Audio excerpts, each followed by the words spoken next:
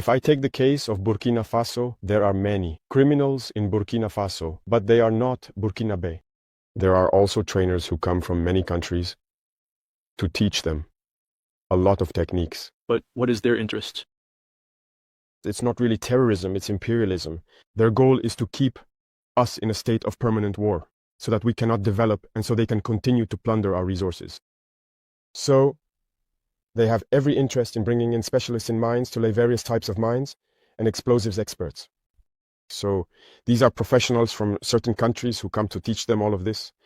All of this is to keep us in a state of insecurity. But we are aware of the situation. We adapt each time to their methods of operation, and we will continue the fight until we have recovered, because it is a form of oppression by imperialism. It is necessary for those who are oppressed to unite in order to confront this hegemony. So we are moving forward gradually. There are many structures to put in place, and there are many areas that need to be upgraded in the three countries. Because as you know, from an economic standpoint, we are not at the same level, and from a military perspective, there are many aspects to consider. We need to try to balance things out. And so this requires the establishment of many structures and numerous meetings. And free movement requires a certain number of parameters to be put together. You must have seen that we did a lot of work to come up with a single security document for travel and everything.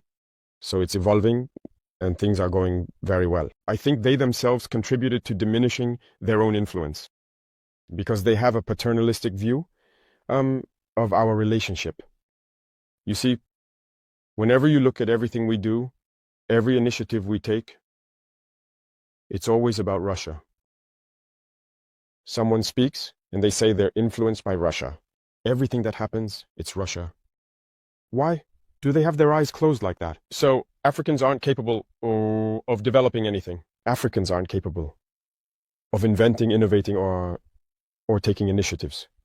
That's what we're fighting against. And look at their speeches. Look at their speeches. Even the French president, always in his speeches, says that young Africans are influenced by Russia. It said, and if you listen to Western media, they spend all their time lying.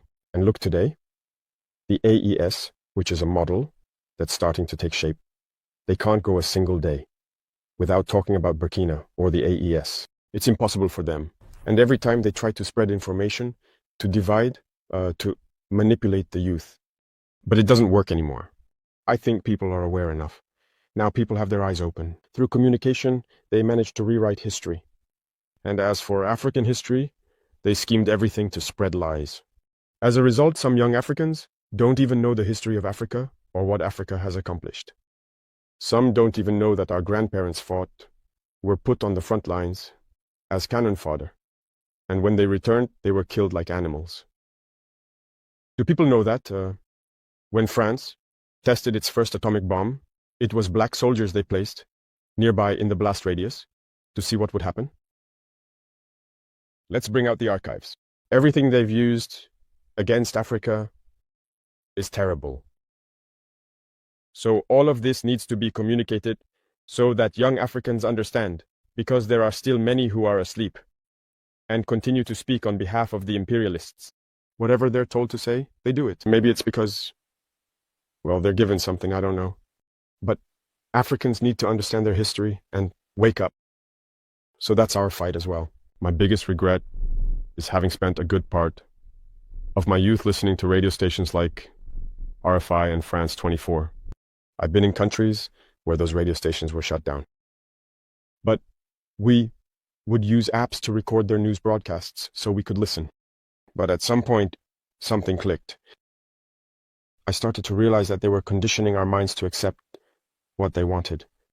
It's their narrative that they want us to learn. And since then, I've started to see things for what they are.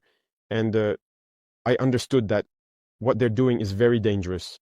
And today, more than ever, I realize that they have conditioned the minds, especially of Africans. So you can play a big role in awakening the consciousness of young people so that people understand how the world works.